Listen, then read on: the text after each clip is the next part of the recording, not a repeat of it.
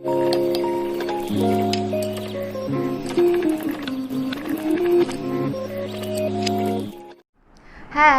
Assalamualaikum. My name is Nelly Ivana binti Umar Farid.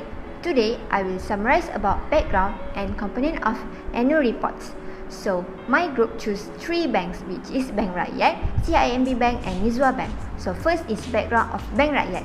In September 1954, after the expansion of the cooperative movement in Peninsula Malaysia, Bank Rakyat was established under the Cooperative Ordinance 1948.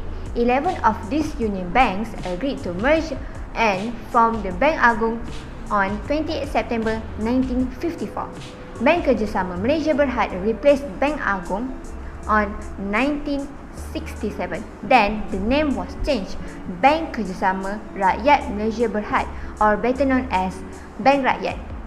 On 6 January 1973, Bank Rakyat was replaced under the responsibility of the Ministry of the Land and Cooperative Development and Ministry of Finance in 1989. Bank Rakyat was a total of 174 branches which offer its client Islamic banking facilities. Today, Bank Rakyat is the biggest Islamic bank cooperative in Malaysia. Next is background of CIMB. CIMB Bank was started on 1974 with the name of Pertanian Bank Baring Sanwa Multinational Bank, established in Kuala Lumpur and launched by Prime Minister, which is Tun Abdul Razak Hussein. CIMB becomes a separate with CAHB subsidiary. CIMB Group was launched by Prime Minister of Malaysia, which is Datuk Seri Abdullah bin Haji Ahmad Badawi, in September 2006. Signifying and culminations of 3 ways mergers of Commons International, BCB and SBB to form a universal banking group as a universal bank. CIMB Groups has a full range of the banking and financial service of the conventional and Islamic to serve and help everyone from a smaller retail client to be a largest company and institution. The person that will make decision of the bank is, of course, chairman of CIMB Groups, which is Datuk Muhammad Nasir Ahmad. Lastly is background of Nizwa Bank. As we know that Nizwa Bank is an international Islamic bank. Nizwa Bank is a Oman sole devoted Islamic bank with completely Sharia agreeable items administration. The arrangement of the Nizwa Bank happened with the Central Bank of the Oman allowing its underlying endorsement to the authorizing of the bank and Sheikh Saud Ali Al-Khalili. The bank is furnished with the best in class banking frameworks and programming which are headed to offer client the best Islamic banking experience. Next is I will explain about component of annual reports. So first is Bank Rakyat. The component of annual reports of the Bank Rakyat is begin with the profile of Bank Rakyat. This segment consists the overview of the bank, their values, missions, visions, their corporate informations, their filler and their Bank Rakyat brands. The overview explains about the history of the bank and their financial highlight. The corporate informations had a list of their board of the director, the address of their register office, the corporate office and the auditor. They also had their cooperative register number and their website in the corporate information. Other than that, their business pillar, which is mean that the core of their strength is the members, customer, cooperative movement, Islamic principle, society and also nation. Meanwhile, the Bank Rakyat brands is about their rank in the top of other banks. Next is component of annual report CIMB. The component of annual report started with director report, statement of directors, statutory declarations, board Sharia commit reports, independence auditor, report to the members, statement of financial positions, statement of income, statement of comprehensive income, statement of change in equity, statement of cash flow, summary of significant accounting policies, and notes to the financial statement. Component of annual report Nizwa Bank started with introduction of board of director. For the financial statement, Nizwa Bank needs to include a total of 12 statements. So next is in 2019, Bank Nizwa, consistent with Islamic Sharia rules and standards, have investigated the zakat account and determined the zakat sum of each offer. The component also have auditors' reports on statutory disclosure under Basel that Nizwa Banks has developed its risk management techniques to assure adequate monitoring and managing its risk. So that's all from me. Thank you very much. Assalamualaikum. Assalamualaikum warahmatullahi wabarakatuh. My name is Muhammad Amin and I will continue to explain about the differences between IFRS and FSS based on three things, which is objective financial statements, elements of the financial statement, and accounting concept. First of all, International Financial Reporting Standard (IFRS) set rules to make financial statements can be consistent, transparent, and can make comparable around the world. IFRS are issued by the International Accounting Standard Board (IASB). The objective of financial statement is to provide information about an entity's asset, equity, expenses, and revenue that is useful to financial statement users in assessing the prospect for future net cash inflows to the entity in assessing management action. This will affect the use of the entity's economic resources. Next objective are to develop in the public interest, understandable, enforceable, and globally accepted international financial reporting standard (IFRS) standards based on clearly principle. Next, financial accounting standard (FAS) is to keep accounting practices consistent and understandable across all companies and industries. The objective of FAS are to develop accounting and auditing to relevant to Islamic financial institution. Second is to disseminate accounting and auditing to relevant to Islamic financial institution and its application through training, seminars, publication, and commissioning of research and other means. Meanwhile, this objective also to review and amend accounting and auditing standard for Islamic financial institution. Then I will state the difference of elements of the financial statement between IFRS and FAS.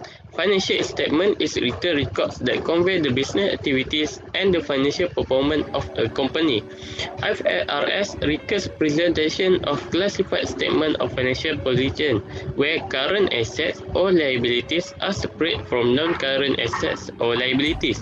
Next, there are some items on asset, for example, property, land, and equipment, and investment property, while for equity and liability are capital, drawing, financial liabilities, provision, trade, and other payable.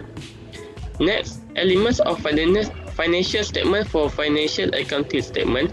Financial statement for conventional such as statement of financial position, income statement, and cash flow statement. But for Islamic financial statement, they add three additional statements, which is statement of changes in restricted investment, statement of sources and uses of fund in zakat and charity fund, and statement of sources and uses of fund in the court fund. This additional component is to satisfy the set of customers who to invest that we call mudharabah. So for restricted investment, it calls mudharabah muqayyadah, and the bank is given certain restriction and condition how to use the capital provided by the owners.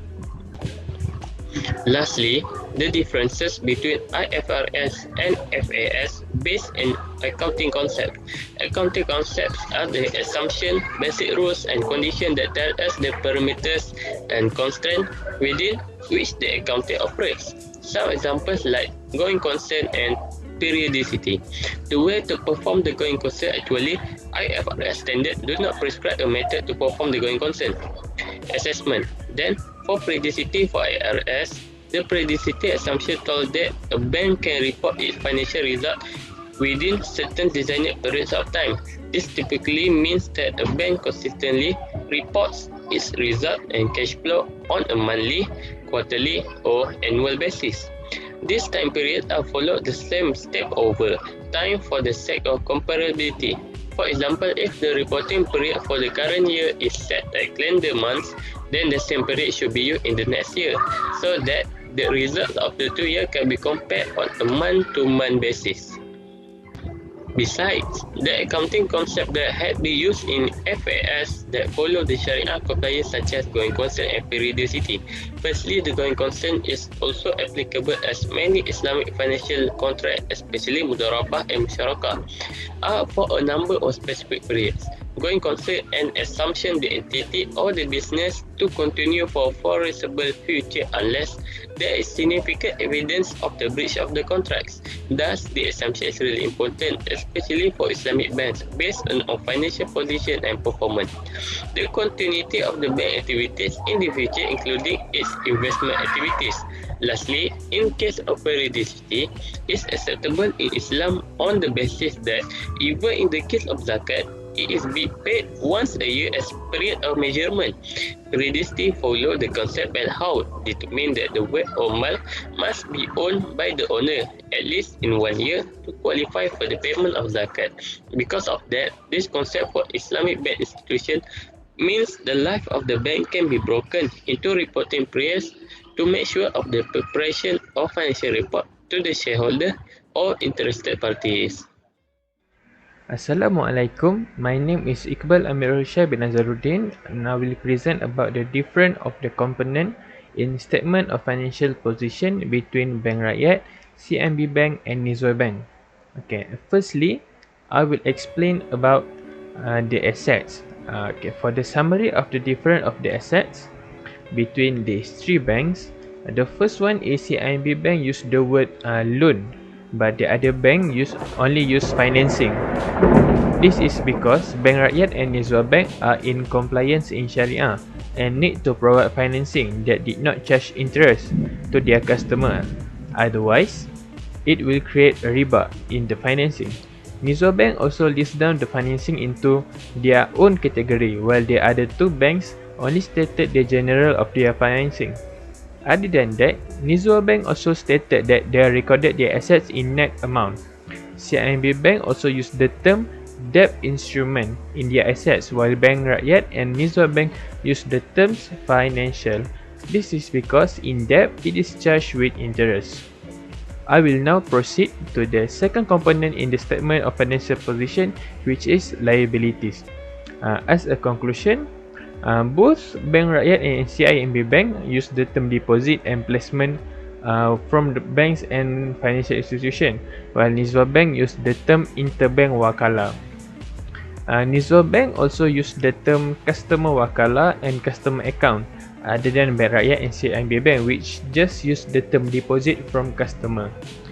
In the liability section, Bank Rakyat have provision for tax and zakat, meanwhile the others don't have.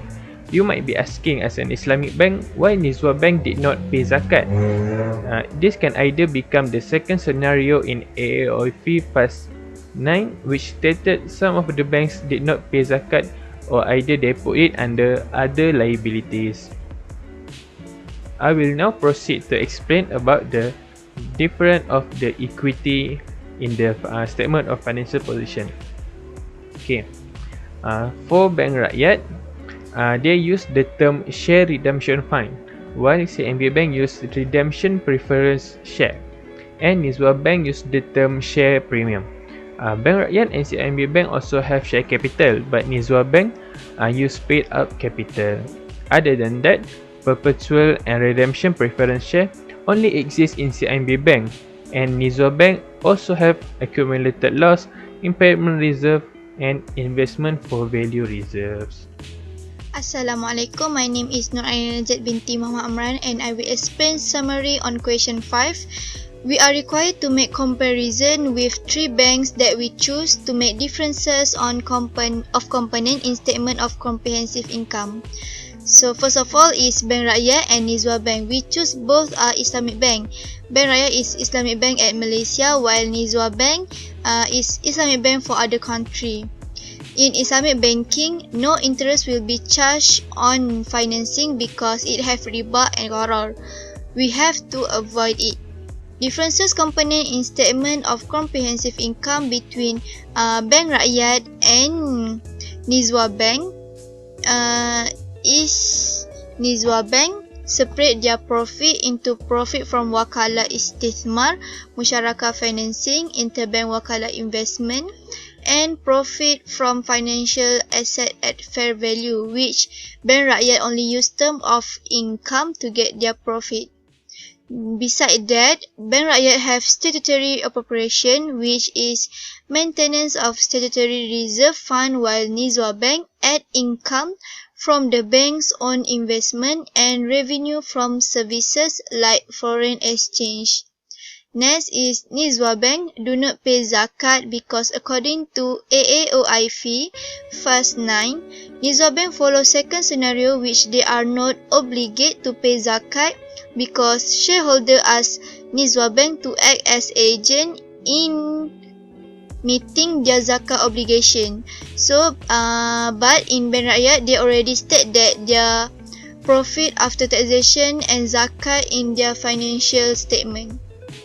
Okay, secondly, we go to Bank Rakyat versus CIMB Bank.